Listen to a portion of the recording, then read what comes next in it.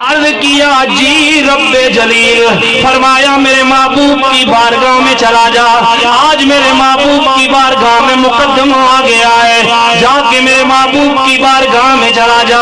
جا کے میرے محبوب سے کہہ دے اے میرے لاڈلے اور پیارے محبوب صلی اللہ تعالیٰ علیہ وسلم، یہ جو بندہ چل کے آپ کی بارگاہ کی طرف آ رہا ہے، لجپالا کا اس کا مقدمہ بعد میں سنیے گا، پہلے اس سے پوچھئے کہ دل میں سوچے کیا جا رہا تھا، دل میں اشعار کون سے بنائے جا رہا تھا۔ ادھر جناب جبریل حضور کی بارگاہ میں، یا رسول اللہ یہ جو بندہ اپنے باپ کی شکایت لے کے آپ کی بارگاہ میں آیا ہے، لجپالا کا یہ جو بندہ اپنے والد کی شکایت لے کے آپ کی طرف آیا ہے، لجپالا کا اس کا باپ جب آپ کی بارگاہ میں آ جائے،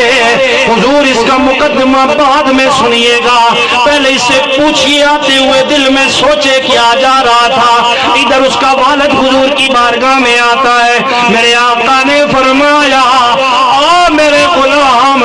تیرا مقدمہ بعد میں سنیں گے، پہلے یہ بتا دل میں سوچتا ہوا کیا آ رہا تھا۔ یا رسول اللہ میرے الفاظ تو ابھی تک میری زبان سے ادا ہی نہیں ہوئے، میری زبان تک بھی نہیں پہنچے، ایمان تو آپ کی ذات پہ پہلے ہی لا چکا تھا، مزید پختہ ہو گیا ہے کہ جو بات میرے دل میں محفوظ ہے کائنات کے رب نے وہ بھی آپ کو بتلا دی ہے۔ اے لجپالا کا صلی اللہ تعالیٰ علیہ وسلم آتے ہوئے دل ہی دل میں سوچے یہ جا رہا تھا، اپنے بیٹے کو مخاطب کر کے اشعار بنائے جا رہا تھا کہ اے میرے بیٹے جب تو پیدا ہوا تھا ہمارے اوپر سختیوں کے پہاڑ ٹوٹنا شروع ہو گئے تھے، اے میرے بیٹے جب تو پیدا ہوا تھا میں نے دل میں سوچا یہ تھا چلو کہ بڑھاپے کا سہارا مل گیا ہے۔ اے لجپالا کا سوچے یہ جا رہا تھا کہ رب ذوالجلال نے بیٹا عطا کیا ہے، بڑھاپے کا سہارا بن جائے گا۔ اے لجپالا کا ہمارا بیٹا جب ننھا سا تھا کریم آقا بیمار یہ ہو جایا کرتا تھا، ساری ساری رات سویا میں نہیں کرتا تھا۔ اے لجپالا کا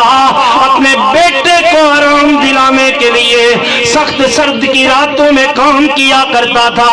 اے لجپالا کا بیٹے کو سکون پہنچانے کے لیے اے لجپالا کا سخت دھوپ میں کام کیا کرتا تھا، دل میں سوچا تو یہ تھا بیٹا بڑھاپے کا سہارا بن جائے گا۔ لجپالا کا پھر میرے اوپر خزاں آ گیا، میرا بیٹا کڑیل جوان ہو گیا۔ اے لجپالا کا جب یہ میرا بیٹا جوان ہو گیا اس کے تیور ہی بدل گئے، اس کو وہ ساری محبتیں بھول گئیں، اس کو وہ ساری عنایتیں بھول گئیں، اس کو وہ سارا پیار بھول گیا کہ میرے باپ نے مجھے پالا کس طرح ہے۔ اے لجپالا کا جب میرے بیٹے کے تیور بدلے دل میں سوچا یہ کہ ساری زندگی اپنے بیٹے کی خدمتیں کرتا رہا، نوکر بن کے اپنے بیٹے کی خدمتیں کرتا رہا، لیکن لجپالا کا کوئی نوکر کو بھی ایک وقت کا کھانا دیے دیتا ہے، کریم آقا مجھے میرا بیٹا ایک وقت کے کھانے کے لیے بھی نہیں پوچھتا۔ ادھر واقعہ سنائے جا رہا ہے، نگاہ اٹھائی نبیوں کے تاجدار کے چہرے کے اوپر نگاہ پڑ جاتی ہے، دیکھا کہ میرے کریم آقا صلی اللہ تعالیٰ علیہ وسلم ساتھ اس کی معوذات سنے جا رہے ہیں، ساتھ اس کی باتیں سنے جا رہے ہیں، نبیوں کے تاجدار کی آنکھوں سے آنسوں کی لڑیاں چھم چھم برسے جا رہی ہیں۔ میرے آقا نے فرمایا کدھر ہے وہ جو باپ کی شکایت لے کے ہماری بارگاہ میں آیا ہے؟ فرمایا ہم صبح قیامت تک آنے والوں کے لیے قانون پاس کرنے لگے ہیں۔ اے لجپالا کا قانون کیا پاس ہونے لگا ہے؟ فرمایا ہماری بارگاہ میں آجا باپ کی شکایت لے کے آنے والے، فرمایا انتا ومالکا لابیکا، فرمایا باپ کی شکایت لے کے ہماری بارگاہ میں آنے والے، تو بھی تیرا مال بھی سارا کچھ یہ تیرے باپ کا ہے، آج تو باپ کی عنایتوں کو بھول گیا ہے، آج تو باپ کی محبتوں کو بھول گیا ہے کہ تیرے والد نے تجھے پالا کس طرح ہے، تیرے والد نے تجھے جوان کس طرح کیا ہے، تیری خاطر تیرا والد کس قدر تکالیف برداشت کیا کرتا تھا، تیرا والد تیرے پیدا ہونے سے پہلے بڑا باغیرت ہوا ہوگا، بڑا عزت مند ہوا ہوگا، کسی کی بات برداشت نہ کرتا ہوگا، لیکن تیرا پیٹ پالنے کے لیے اس نے زمانے کی سختیوں کو بھی جھیلا ہوگا، آج تو جوان ہوا ہے تو تیرے تیور بدل گئے ہیں، فرمایا انتا و مالک لابیکا، تو بھی تیرا سارا مال بھی یہ سارا کچھ تیرے والد کا ہے۔ آج باپ کو مقام دیا میرے لجپال آقا صلی اللہ تعالی علیہ وسلم نے، یہ وہی والد تھے جن کو ولادت مصطفیٰ سے قبل بوڑھے ہو جایا کرتے تھے تو بیٹے گلے میں رسی ڈال کے گھسیٹ کے دور جا کے چھوڑ کے آ جایا کرتے تھے کہ باپ تو بوڑھا ہو گیا ہے، اب تو کھانستا ہے، ہماری نیند خراب ہوتی ہے، ہمارا سکون خراب ہوتا ہے، لیکن جب ولادت مصطفیٰ ہوئی میرے آقا نے فرمایا کہ زمانے والوں یہ ماں اور یہ تمہارا باپ یہ گھسیٹ کے باہر لے جانے کے لیے نہیں ہوتے، کائنات کے رب نے تمہارے باپ کو بھی تمہاری ماں کو بھی مقام عطا فرمایا ہے۔ اے لجپال آقا صلی اللہ تعالی علیہ وسلم کیا مقام عطا فرمایا ہے، کیا مرتبہ عطا فرمایا ہے، فرمایا یہ گھسیٹ کے گھر سے باہر نکالنے کے لیے نہیں ہوتے، یہ تو پیار کے لیے ہوتے ہیں، یہ تو محبتوں کے لیے ہوتے ہیں، رب ذوالجلال نے انہیں مقام یہ عطا فرمایا ہے، ساتویں آسمان کے اوپر سے جنت کو اٹھا کے رب ذوالجلال نے ماں کے قدموں کے نیچے رکھ دیا ہے۔ اس جنت کا دروازہ رب نے باپ کو بنایا ہے، جو جنت ماں کے قدموں کے نیچے ہے، اس جنت کا دروازہ رب ذوالجلال نے تمہارے والد کو بنایا ہے۔ جب باپ کی خدمت کرو گے، باپ کے ساتھ حسن سلوک کرو گے، تب جا کے تمہارا وہ دروازہ کھلے گا اور تم جنت میں جاؤ گے۔ لوگوں اللہ کی عزت اور جلال کی قسم، جو لوگ اپنے والدین کا ادب کرتے ہیں، جو لوگ اپنے والدین کا احترام کرتے ہیں، آقا رحمت صلی اللہ تعالی علیہ وسلم نے فرمایا جو کوئی چاہتا ہے کہ ساری کائنات کا رب اس سے راضی ہو جائے، اپنے ماں باپ کو راضی کر لے، ساری کائنات کا رب اس سے راضی ہو جائے گا۔ جس سے اس کے والدین ناراض ہو جائیں، اللہ رب ذوالجلال بھی اس بندے سے ناراض ہو جاتا ہے۔ حضرت امام نبہانی رحمت اللہ تعالی علیہ اہل علم کی صفوں میں ایک بہت بڑا نام ہے، حضرت بیک وقت حافظ بھی ہیں، عالم بھی ہیں، محدث بھی ہیں، حضرت امام نبہانی رحمت اللہ تعالی علیہ۔ آپ جہاں پہ تدریس کر رہے تھے حضرت امام نبہانی رحمت اللہ تعالی علیہ، آپ کے طالب علموں نے پہلے دن خواب دیکھا کہ حضرت امام نبہانی کا چہرہ 14ویں کے چاند کی طرح چمک رہا ہے اور آپ کی داڑھی میں ہیرے جواہرات جڑے ہوئے ہیں۔ اچھا، پہلے دن اور ایک طالب علم نے نہیں دیکھا، سارے طالب علموں نے ایک ہی خواب دیکھا کہ حضرت امام نبہانی کا چہرہ چمک رہا ہے، داڑھی میں ہیرے جواہرات جڑے ہوئے ہیں۔ دوسرا دن آیا، پھر سارے طالب علموں نے پھر یہی خواب دیکھا۔ لگاتار 17 دن گزر جاتے ہیں، حضرت امام نبہانی رحمت اللہ تعالی علیہ کے سارے طالب علم ایک ہی خواب دیکھے جا رہے ہیں کہ آپ کا چہرہ 14ویں کے چاند کی طرح چمک رہا ہے، داڑھی میں ہیرے جواہرات جڑے ہوئے ہیں۔ ادھر 17ویں دن جب سارے طالب علموں نے خواب دیکھا، ایک نے ہمت کی، جرت کی اور آ کے قدموں میں بیٹھ جاتا ہے، آ کے کہنے لگا استاد جی لگاتار 17 دن گزر چکے ہیں، ہم سارے طالب علم ایک خواب دیکھے جا رہے ہیں، آپ کا چہرہ 14ویں کے چاند کی طرح چمک رہا ہے، آپ کی داڑھی میں ہیرے جواہرات جڑے ہوئے ہیں۔ اے استاد جی بات سمجھ نہیں آئی، ذرا سمجھائے نا مقصد کیا ہے؟ لگاتار 17 دن گزر چکے ہیں، ہم سارے طالب علم خواب دیکھے جا رہے ہیں۔ آپ نے فرمایا او میرے بیٹے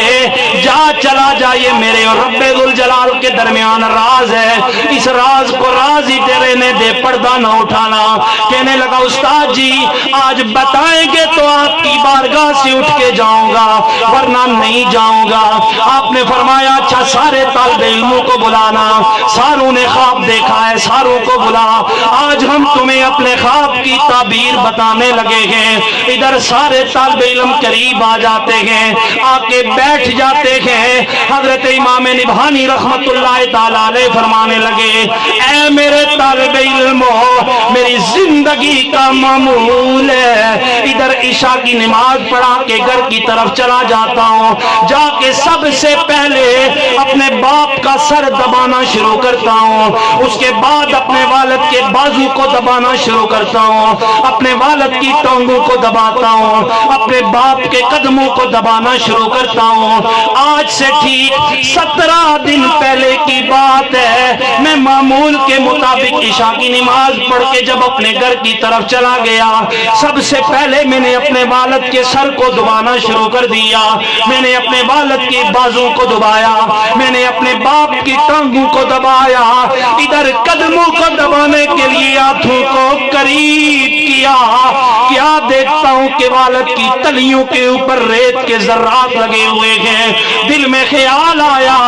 वालिद बीमार है, अगर हाथ के साथ मैंने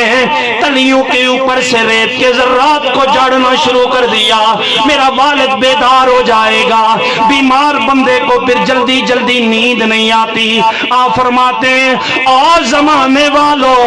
मैं बड़े शशोपंज में पड़ा हुआ हूँ, अब बाप की तलियों के ऊपर से रेत के जर्रात को किस तरह झाड़ूं, बाप की तलियों को किस तरह साफ करूं। जनाब हजरत इमाम निभानी फरमाते हैं और मेरे तालिब इल्मो, मैंने अपनी दाढ़ी को करीब किया, बाप की तलियों के ऊपर से मैंने अपनी दाढ़ी के साथ रेत के जर्रात को झाड़ना शुरू कर दिया। इधर मैंने अपने बाप का एहतराम इतना किया है, बाप का अदब इतना किया है, मैंने अपनी दाढ़ी के साथ वालिद की तलियों से रेत के जर्रात को झाड़ा। रब्बे जुल जलाल ने करम इतना किया है, मेरे चेहरे को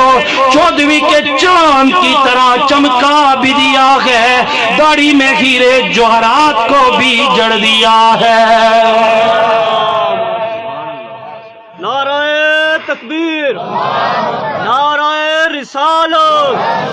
नाराए हैदरी, ताजदारे खत्म नबूवत, ताजदारे खत्म नबूवत। फरमाते हैं मैंने अपने वालिद का एहतराम फकत इतना किया है, अदब फकत इतना किया है कि अपनी दाढ़ी के साथ वालिद की तलियों से मैंने रेत के जर्रात को झाड़ा। कायनात के रब ने करम के दरवाजे खोल दिए हैं। आज मैं और आप अपने अपने वालिदैन के जूतियां सीधी करने भी शायद अपनी तौहीन समझते हैं कि लोग देखने क्या सुन के अब्बे और चपलियां चाहिए या नहीं, अब्बे और बूट चाहिए या नहीं। दोस्ताने गरामी, जो लोग दुनिया में इज्जत चाहते हैं उन्हें अपने वालिदैन की कदर करना होगी, उन्हें अपने वालिदैन के मकाम को पहचानना होगा, अपने वालिदैन की इज्जत करनी होगी। मैंने आप अहबाब के सामने एक हदीस तय्यबा तिलावत की थी इसाले सवाब के हवाला से। उससे कबल एक बात आपको बता दूं कि इज्जत उसी बाप की जाती है जो नबियों के ताजदार का वफादार हुआ करता है। और हज़रत साहब बात कर रहे थे कि जमाना कहता है कि ये सियासत करते हैं। अगर लोगों अल्लाह की इज्जत और जलाल की कसम है, अगर नामूस रिसालत की पैरादारी करना सियासत कहलाता है तो ये सियासत सबसे पहले जनाब हजरत सैयदुना सिद्दीक़ अकबर ने की है। आपके वालिद अभी इस्लाम कबूल नहीं किया। जनाब हजरत सिद्दीक़ अकबर सुबह शाम बारगाह मुस्तफ़ा में रहा करते थे। शाम होती तो अपने घर की तरफ पलट जाते और सारी सारी रात करवटें बदलते रहते। पूछा जाता कि ऐ सिद्दीक़ करवटें क्यों बदल रहे हैं, क्या बेचैनी है, क्या बीमारी है, नींद नहीं आती? फरमाते कि सोचता हूँ इस बेचैनी में रात गुजारता हूँ, कब सुबह हो और बारगाह मुस्तफ़ा में चला जाऊँ। सिद्दीक़ अकबर के वालिद अभी कलमा नहीं पड़ा। एक शाम जनाब सिद्दीक़ अकबर अपने घर की तरफ आए और आपका वालिद कहने लगा कि ये क्या सुबह शाम हुजूर की बारगाह में ही बैठा रहता है, हर वक्त हुजूर की बारगाह में ही रहता है, कभी खानदान का पता कर लिया कर, कभी बरादरी का पता कर लिया कर, कभी रिश्तेदारों का पता कर लिया कर, सुबह होती है उठ के हुजूर की बारगाह में चला जाता है, पलट के शाम को घर आता है। इधर बातें हुई, आपका वालिद हुजूर अलैहिस्सलातु वस्सलाम की शान में बातें कसना शुरू करता है, हुजूर की तौहीन नाउज़ुबिल्लाह करना शुरू करता है। जनाब सिद्दीक़ से बर्दाश्त न हुआ, हाथ को फिजा में में लहरा के अपने बाप को थप्पड़ रसीद कर दिया, आपका वालिद जमीन के ऊपर गिर जाता है। जनाब सिद्दीक अकबर ने अपने वालिद को न उठाया, भागते हुए बारगाह मुस्तफा में आ जाते हैं। आके अर्ज करने लगे, लजपाल आका सल्लल्लाहु तआला अलैहि वसल्लम, आज जब मैं पलट के आपकी बारगाह से अपने घर की जानिब गया, मेरा वालिद आपकी शान में बातें करने लगा, मेरा वालिद आपकी गुस्ताखी करने लगा, मेरा वालिद आपकी शान में तौहीन आमेज कलिमात कहने लगा। ऐ लजपाल आका, मुझसे बर्दाश्त नहीं हुआ, मैंने अपने वालिद को थप्पड़ रसीद किया है। इधर मेरा वालिद जाके जमीन के ऊपर लगा है, मैंने अपने बाप को नहीं उठाया, भागता हुआ आपकी बारगाह की तरफ आ गया हूँ। मेरे करीम आका ने फरमाया, और मेरे सोने यार जनाब सिद्दीक अकबर रज़ी अल्लाह तआला, अगरचे तेरा बाप मुसलमान नहीं है, अगरचे तेरा बाप मेरी गुस्ताखियां करता है, अगरचे तेरा बाप मेरी तौहीन करता है, जान दिया कर बाप के ऊपर हाथ न उठाया कर, है तो तेरा बाप ही ना। अर्ज करने लगे, लजपाल आका, उस वक्त अगर मेरे हाथों में तलवार होती, अपने बाप का सर कलम करके जमाने को बता देता, हमारे यहाँ इज्जत उसी बाप की होती है जो आमिना के लाल का वफादार हुआ करता है। या रसूल अल्लाह, मैं सर कलम कर देता, आपकी तौहीन कोई क्यों करे, आपकी शान में कोई बातें क्यों कसे, आपकी जात के ऊपर कोई बात क्यों करे। ऐ लजपाल आका, इज्जत उसी बात की होती है जो आमिना के लाल का वफादार हुआ करता है, जो हुजूर अलैहिस्सलातु वस्सलाम के दर दौलत से वाबस्ता हुआ करता है। इसाले सवाब की महफिल हजरत अब्दुल्ला बिन अब्बास रावी हैं, इमाम मुस्लिम ने हदीस पाक को नकल किया है। हजरत अब्दुल्ला बिन अब्बास फरमाते, हुजूर ने इरशाद फरमाया, मल मय्यितु फिल कब्रि इल्ला शिबहु का गरीकिल मुतगव्विस। फरमाया कि कब्र में बंदा डूबने वाले शख्स की तरह होता है, जिस तरह कोई पानी में डूब रहा हो और वो चाहता है कि काश मुझे तिनके का ही सहारा मिल जाए कि मैं इसका सहारा लेके इस पानी से बाहर आ जाऊं। फरमाया कि कब्र में बंदा इसी तरह रहता है जिस तरह पानी में डूबने वाला शख्स होता है। यंतज़िरु दावतम मिन अब्बिन औ उम्मिन औ अखिन औ सिद्दीकिन सिक्कतिन। फरमाया कि वो इंतजार में रहता है, काश आज मेरे वालिद को मेरी याद आ जाए, मेरे लिए हाथ उठा के बख्शिश और मगफिरत की दुआ कर दे। औ उम्मिन, हदीस के अल्फाज है, मेरे आका ने फरमाया कि वो अपनी माँ की इंतजार में रहता है, काश आज मेरी माँ को मेरी याद आ जाए, मेरे लिए हाथ उठा के बख्शिश और मगफिरत की दुआ कर दे। औ अखिन, फरमाया कि इंतजार में रहता है, जिस तरह आज भाइयों ने अपने भाई के लिए महफिल सजाई है, फरमाया कि इंतजार में रहता है, काश आज मेरे भाई को मेरी याद आ जाए, मेरे लिए हाथ उठा के बख्शिश और मगफिरत की दुआ कर ले। औ सिद्दीकिन सिकातिन, फरमाया कि वो अपने सच्चे दोस्त के इंतजार में रहता है कि जिसके साथ मेरा शबो रोज गुजरा करता था, जिसके साथ मेरा गपशप का एक ताल्लुक था, जिसके साथ मेरा उठना बैठना था, काश आज मेरे उस दोस्त को मेरी याद आ जाए, मेरे लिए हाथ उठा के बख्शिश और मगफिरत की दुआ कर दे। मेरे करीम आका सल्लल्लाहु तआला अलैहि वसल्लम ने फरमाया, हदीस के अगले अल्फाज सुनिए, मेरे आका ने फरमाया जब उसका बाप उसके लिए दुआ कर देता है, जब उसकी माँ उसके लिए दुआ कर लेती है, जब उसका भाई उसके लिए दुआ कर लेता है, जब उसका दोस्त उसके लिए दुआ कर देता है, फरमाया फ़इज़ा लहिक़तहु कानत अहब्बा इलैहि मिनद दुनिया व मा फ़ीहा। फरमाया जब ये लोग उसके लिए दुआ कर लेते हैं तो जो बंदा पानी में डूबने वाले शख्स की तरह था, उसे वो दुआ सारी कायनात और दुनिया में जो कुछ भी है इस सब से बढ़कर अजीज हो जाती है। अपने भाइयों की दुआ करना, अपने दोस्तों की दुआ करना, अपने माँ बाप की दुआ करना, उसे कायनात की हर शय से बढ़ के अजीज हो जाता है। फिर मेरे आका ने फरमाया ज़माने वालों, तुम जो अपने मरहूम के लिए रब्बे जुल जलाल की जनाब में हाथ उठा लेते हो, ये न समझना कि ये तुम्हारा कोई छोटा सा तोहफा होगा, ये न समझना कि तुम्हारी दुआ वहां तक पहुंचेगी या नहीं पहुंचेगी, ये न समझना कि वो मर के मट्टी हो गया है, अब तुम्हारी दुआ उसे कोई फायदा नहीं दे सके। لگے گی۔ میرے آقا نے فرمایا تم جو دعا اپنے مرحوم کے لیے کر لیتے ہو، وَإِنَّ اللَّهَ عَزَّ وَجَلَّ لَا يُدْخِلُ عَلَىٰ أَهْلِ الْقُبُورِ مِن دُعَاءِ أَهْلِ الدُّنْيَا أَمْثَالَ الْجِبَالِ۔ فرمایا کہ یہ نہ سمجھنا کہ تمہاری دعائیں رائے گاں چلی جائیں گی۔ تم جو اپنے بھائی کے پاس دعا بیچتے ہو، تم جو اپنے بیٹے کے پاس دعا بیچتے ہو، تم جو اپنے دوست کے پاس دعا بیچتے ہو، کائنات کا رب اسے مزید حسین صورت عطا فرما کے پہاڑوں کی مانند کر کے صاحب قبر کو دنیا والوں کی دعا پہنچا دیا کرتا ہے۔ میرے کریم آقا نے ارشاد فرمایا امتی امت مرحومہ، فرمایا کہ میری امت مرحومہ ہے، یہ کمزور امت ہے۔ تدخل قبورہا بذنوبہا، جب یہ قبروں میں داخل ہوں گے تو گناہوں کے ساتھ داخل ہوں گے، ان کے سروں کے اوپر گناہوں کا بوجھ ہوگا جب یہ قبروں میں داخل ہوں گے۔ وتخرج من قبورہا لا ذنوب علیہا، جب قبروں سے باہر نکلیں گے تو ان کے سروں کے اوپر کوئی گناہ نہیں ہوگا۔ عرض کیا یا رسول اللہ، آپ کا تو فرمان ذیشان یہ ہے کہ اذا مات الانسان انقطع عملہ، کہ بندہ دنیا سے چلا جاتا ہے تو اعمال کا سلسلہ ہی منقطع ہو جاتا ہے، پھر نماز روزہ کر ہی نہیں سکتا، پھر صدقہ و خیرات کر ہی نہیں سکتا، پھر تسبیح و تعلیل کر ہی نہیں سکتا۔ یہ کیسے ممکن ہوگا کہ بندہ قبر میں گناہوں کے ساتھ داخل ہو رہا ہے اور قبر سے باہر نکلے گا تو سر کے اوپر کوئی گناہ نہیں ہوگا؟ میرے آقا نے فرمایا غلاموں قریب آؤ، تمہیں بتاتا ہوں اس کے گناہ کس طرح معاف ہو جائیں گے۔ یمخص عنہا بالاستغفار المؤمنین لہا، جو اپنے پیچھے مومنین چھوڑ کے جائے گا، جو اپنے پیچھے زندہ لوگ چھوڑ کے جائے گا، انہوں نے جا کے مولوی صاحب سے مسئلہ نہیں پوچھا ہوگا کہ دعا کرنی چاہیے یا نہیں کرنی چاہیے، دعا پوچھے گی یا نہیں پوچھے گی۔ فرمایا کہ اپنے مرحوم کے لیے رب کی جناب میں استغفار کرتے رہے ہوں گے، مرحوم کے لیے رب کی جناب میں بخشش مانگتے رہے ہوں گے۔ کائنات کا رب زندوں کی دعا کو مردوں کے حق میں قبول فرماتے ہوئے مرحومین کی سیئات کو حسنات میں تبدیل فرما دیتا ہے۔ زندوں کی دعا کرنے کے سبب سے رب ذوالجلال مرحومین کے گناہوں کو نیکیوں میں تبدیل کر دیتا ہے۔ فرمایا قبر میں داخل ہوگا تو گناہوں کے ساتھ داخل ہوگا، باہر نکلے گا تو سر کے اوپر کوئی گناہ نہیں ہوگا۔ یا رسول اللہ معاف کیسے ہوں گے؟ فرمایا یہ جو محفل سجا کے اس کے لیے بخشش اور مغفرت میری جناب سے طلب کریں گے، میں ان کے ہاتھ اٹھانے کا صدقہ اس کے سارے گناہوں کو نیکیوں میں تبدیل کر دوں گا۔